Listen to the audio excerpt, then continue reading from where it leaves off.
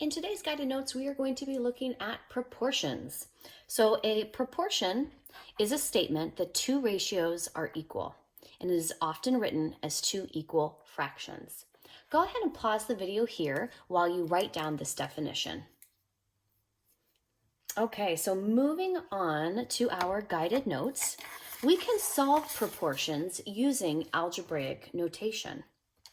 So here is the problem set before us. So if Max hikes at a rate of 12 miles in 4 hours, how far can he hike in 6 hours? All right, so the first thing you're going to do is you are going to set up your proportion. Now, if you really think about it, you'll see that they give us 3 pieces of information and they're asking us to find the fourth. So the 3 pieces of information they give us are he's hiking at a rate of 12 miles for every 4 hours. And then they want us to find out how much he could hike in 6 hours. So then those 3 pieces of information, and you're looking for the fourth. So we are going to set the 2 things that we know together. And I know with speed, I can do distance over time. So I'm going to set up my proportion that way. So I'm going to do 12 miles per 4 hours. So I have distance over time. So 12 over 4, that's a given. Now they want us to know how far he can go in 6 hours. So I'm going to put on this side of my equation 6 hours. And then right here, I'm going to put my x from my unknown. So that x is how many miles he can go in 6 hours if he continues at this rate. So when you're setting up proportions, the key thing to remember is that you align your units. Align units horizontally. Meaning, if your hours are on the bottom over here, they need to stay on the bottom on this side. So this is miles, and then this would be miles. So I know whenever I solve for x, it has to be, the unit is going to be miles. All right, so there's 3 different strategies that I can use. Strategy 1, I can solve within. Strategy 2, I can solve between. And strategy 3, using cross products. All 3 of these are going to work, and whichever one, which one you use is going to be dependent on what numbers you have. So sometimes this will make the most sense. Sometimes this is going to be the best strategy. And then if neither one of these are going to be evident, then you can use cross products. That's always gonna work. But sometimes it's a little bit longer mathematical notation. All right, so here we go. So strategy number 1, solving within the ratio that you're given. Okay, so on this side, I have 12 over 4, and then I have this x over 6. Now, when I say within, what I mean is they're giving you this ratio. So I want to look at the relationship within this ratio. So is there something that I notice about the relationship between these numbers going from 4 to 12? Well, sure. You can see that that 12 is 3 times bigger than that 4. So in order to go from this to that, it is increasing by a scale factor of 3. So if I do that to that side, I know that I need to do it to that side. So times 3. So in order to get this x value, I can multiply my denominator by 3. So in this case, x is going to equal 18. Okay, so if there's a nice relationship between, that method is going to work.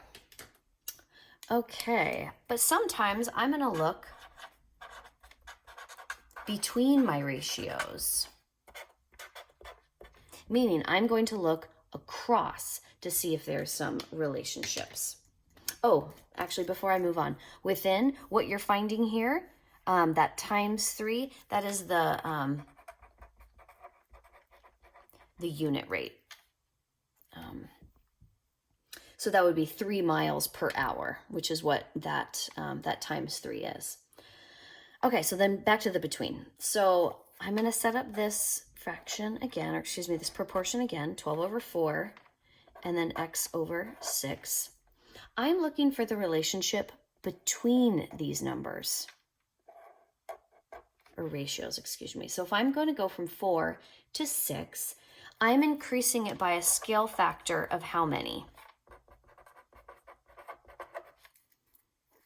Okay, so I can see that it is times 1 times 5, or excuse me, 1 times 1.5. So this is 1.5 times bigger than the one on that side. So if that's how much bigger that one is, I need to do the same thing to the numerator. So 12 times 1.5, 12 times 1, that's going to be 12, times another 0.5, so half of 12 is 6, so 12 plus 6 is going to be 18. So x is going to be equal to 18 again. So finding the scale factor between the two ratios. All right, and the last method that I'm going to show you is using or finding the cross products, which is also known as the butterfly method, where you're multiplying across. So I'm going to set up my ratio again, my proportion again. 12 over 4 is equal to x over 6. And I'm going to multiply diagonally across my equal sign that way. So I'm going to do 4 times x, so that's going to be 4x, and then 12 times 6, which I can write it out, 12 times 6, or I can just do the product there. So that equals 72. And I'm going to use my algebraic steps to solve. So I want to get x all by itself, and right now it's being multiplied by 4. So in order to undo that, I'm going to divide by 4 and divide by 4 to both sides, because what I do to one side, I have to do to the other. So now I have x isolated on one side is equal to 72 divided by 4. That's going to be 18. And I know that x is going to equal 18. So now I'm going to go back to my original problem, and I'm going to try to make sense of those solutions that I have in these 3 different ways. So if x is 18, what is it they're asking me? How far will he hike in 6 hours? So I need to write Max can hike 18 miles in 6 hours. Okay, so the 3 methods that we learned to solve proportions. You can find the unit rate and solve within the ratio. You can find the scale factor and solve across or between, or you can use the cross products and solve for x. All right, that's it. Solving proportions.